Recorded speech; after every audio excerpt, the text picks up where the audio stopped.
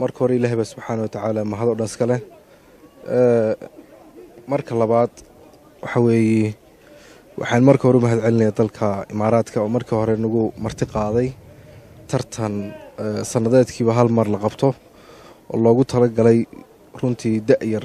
wixii ka yar 25 sano inay ku tartamaan quraanka ilaahay subxaanahu wa tacaala kalaamkiisa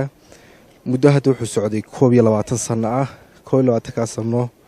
muddooyinkii ugu dambeeyay wuxuu tartanku saameyn jiray hadba siyaasadaha iyo kulba dhacdooyinka waddanka ka taagan ama bariga dhexe ha noqoto ama caalami dhamaantii dunida oo dhan ha noqoto kulba meesha ay wax ka taagan yihiin bay hadba doorkooda la ciyaaraan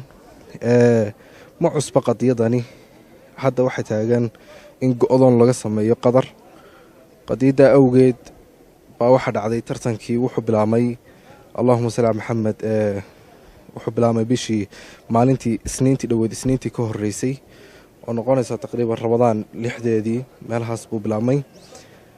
tartanka waxa joogay 112 dawladood walow la kala reebay qaarkood la celiyay kadib maalmaha kamid ah tii soo baxday bayaan ah in magaranaysa wadanka qadar cilaaqaadka loo jaro ismaana lahayn runtii tartanka iyo saameynba ku yeelanaysa laakiin way ku yeelato waxa laga bilaabay ardaygii qadariyaha isagoo isla habeenkii ku qoran ayaa aan la sugin habeenimidkiinu golo afarnimadkii wadanka laga saaray waatii Soomaaliland iyadu si gooni uga hadashay walow tartanka aanay khusaynin Soomaaliland oo meel magaranaysa kursi aanay ku lahayn oo Soomaaliya ay ku leedahay kursiga Soomaaliya oo loo qaybiyay magaranaysa goboladii Soomaaliya la isku oran jiray tartanka loo qaybiyay ayaa waxa ka soo baxay inaan anu u tartamo kadib waxaan ku tartamay magacii ummadii Soomaaliyeed loo oran jiray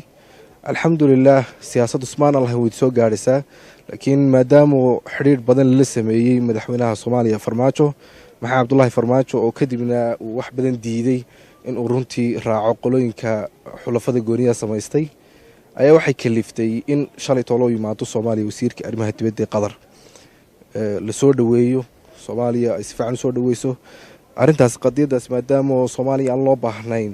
in ay xulafada raacdo loo baahnaa annaga saameyn ba nagu yeelatay waxa koleyba halka nagu ikraamay dadka Soomaalida degan habeenkii tartanka galayeen aad bay iskaga soo buuxiyeen walow runtii aanan ku arkin meesha safaaradda Soomaaliya laakiin shacabkii weynaayay magaranaysa ummadii sa u dhameyd amba Soomaaliland amba Hargeysa ka tagaan amba wax weey Muqdisho ka yimaado waayo qof Soomaali oo tartamaya aad bay runtii dhiirigelinayeen in ka badan 3,000 qof wax ku dhawaa yimid tartanka oo daawanayay kadib waxay dadkaasi ballan qaadeen in magaranaysa midkaayba maalin la casuumo Soomaalida waxaan ku tartamaynay dunida waxa metelay maadaama dadkeenu waqtiyadii dagaalka ay hijroodeen oo magaranaysa wadamada ay kala galeen ilaa 7 dal baan metelaynay 7 shakhsi oo Soomaaliya oo anu markaa Soomaaliya oo ka socdo laakiin iyagu jinsiyada kala sita sida Ethiopia Kenya Holland oo ama Netherlands loo yaqaan Denmark meelahaas oo dhan ka socdeen marka wallahi Djibouti soo kale waxaan uga salaamayaa safiirka Djibouti oo runtii dalka Imaaraadka maalintii Jimcihii casuumad nagu qabtay magaalada Abu Dhabi isagaan ku maqnayn isaga runtii aad nooga warhayay soo kale ganacsadaha weyn ee degan magaalada Dubai Abu Bakar Muwarig oo runtii isna ganacsada Soomaaliyeed oo isna waqtigiisa oo dhan noo huray garab taagnaa intaan meesha joognay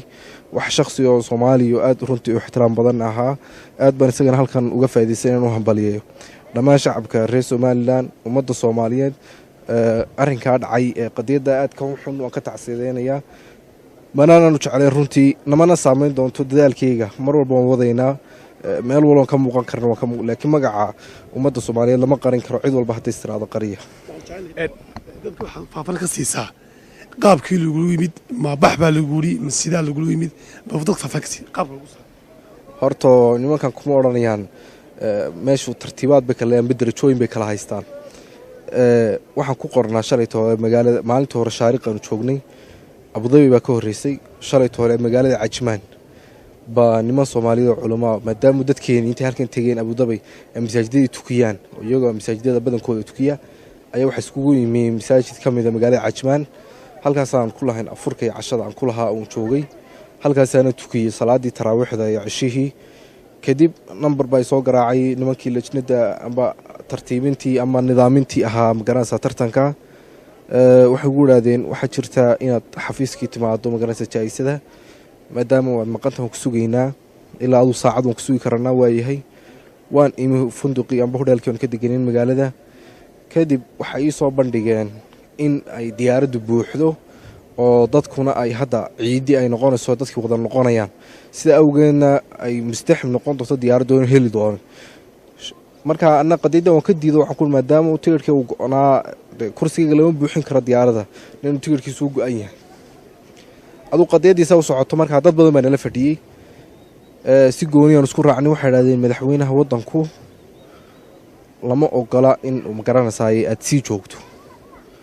marka waxay noqon doontaa inaad aduu iska socoto tigirhkaagu go-an yahayba xataa la tashi ma yaalo tigirhkaagu go-an yahay waan dhamaynay waxaagii o dhan waan dhamaynay shahaadooyinkaaga waxaaga waa dhamaynay airboortka ku yaalaan calal aqal intaad waddanka kaga bixi karto oo ah 20 daqiiq wax ku dhow gaarigiina waa ku taagan yahay alaabtaa soo qaado anugu khiyaarkaasaan ku dhigana waana arrin runtii naga culus annaga waanu jecleen nala joogto laakiin waa arrin naga culus oo xagga sare nagaga yimi runtii tartanka waxaa maamula la taliyaha madaxweynaha Dubai ra'iisul wasaaraha la taliyihiisa maamula tartanka madaxweynuhuna uu magaranaysa u fangaraya tartanka marka hadba siyaasadii maadaama la is haysto tartanka nin walba calankiisa hor yaala maxay Soomaaliya meesha ugu soo muuqanaysaa waxay soo dhaweyd natiijadii oo maanta tartanku dhamaanaya maanta salaada maghrib caaw 12 ku dhamaanaya tartanku kadib habeen dambe waxa la sugaya natiijada habeenka jimcaha la sheegay natiijada waxaan ku maxaan xafladda uga qayb galay natiijadaadii waa la shaaciyay natiijadaadii waa la dhijiyay marka Allahumma salli ala Muhammad kulli uma baahnin hatta in magaranaysa madaxweynuhu ma ogola wali amriguna ma ogola in magaranaysa natiijada si wadaan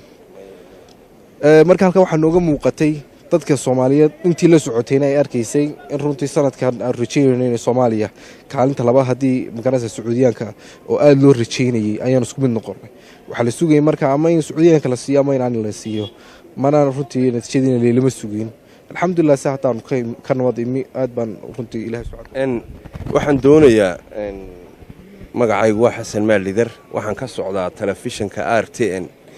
waxaan doonayaa inaad laba arrimood dadka u cadayso marka hore foomamka laga buuxbuuxiyay intaana tartanka ka qayb galin foomamka laga buuxbuuxiyay ma magaca Soomaaliland baad ku gashay mise magaca Soomaaliya taas waa qodob markii laga joojiyay ee lagu soo celiyay lagu yiri madaxweynuhu ma ogola miyaanad sheegin inaad adigu ka socoto Soomaaliland sida aynu la wada soconno waxay taageertay mowqifka Imaaraadka iyo Sacuudigu ay xiriirka ugu gooyeen dawladda Qatar marka miyaanad cabashadaada gudbin oo aanad oran anigu waxaan ka socdaa Soomaaliland labada arrimood bal u cadeed waxa weeye horta asliyan anigu inaan ka soo jeedo reer Soomaaliland wala iska wada garanay dadkuna wada arkayeen laakiin maadaama foonka meesha wuxuu dhan lagu buuxinayo garanaysaa dawladii Soomaaliya loo oran jiray waxa weeye qadiyada meesha taalo waxa weeye Soomaaliland ganacsi iyo hawlay ula xiriiray Imaaraadka laakiin tacliintii wixii oo dhan waxa weeye Imaaraadkii waxa Soomaaliya nagu ogyihiin marka qadiyada ma dhiiban kartid dood ah Soomaaliland ma ka socdaa iyo halkan ka socdaa Chinese time laguma siinayba waayo dood way soo xirantay may dooneen qadiyada magaca Soomaaliyeed awalun baa lagu soo eriyay manay dooneen ma garanaysaa inaan dood la furto aan iraado de ma garanaysaa Soomaaliland ma ka socdaa iyo halkan ka socdaa aan iraado time kan ma furnayn doodaas amarku ma la soo bixiyay waayahay marka horena foomkaad buuxisay ma magaca Soomaaliyaad ku buuxisay mise Soomaaliland intaana tartanka ka qayb galin tartankay taaran ka qayb galin meesha waxa la rabaa magaca Soomaaliya la rabaa soo fahmin Soomaaliland kursi kamaan hel laakiin waan rajeynaa waxay wasaaradda inta u qaafto inta Imaaraadka waxa way waxyaabaha laga bedelnaa ka mid noqoto in Soomaaliland kursigeeda ka hesho tartanka wala kamaan helin Janiska laakiin waxaan nalagu qasbay inaan la tartanno ardayda Soomaaliyeed saan booskiga uga soo ciriirsano waan ka soo helnay booskiga aan ku ciriirsanay وحاجة وجودن بين إسماعيل أو سومال لما درشان كسوة كده ما أنت هرجسدنا لا شوكتها صنقت كاي كدب إن حكومة السومال لما واحد يدري ما لا سميس وهي حكومة ظهر وعن كان ويتاجرته وإمارات كودا ما يتاجرته بكوشرتها هذا سمح يتفرين تاو درسها وجودن بين هرتا هذا واحد فرينه عنان مش مطالو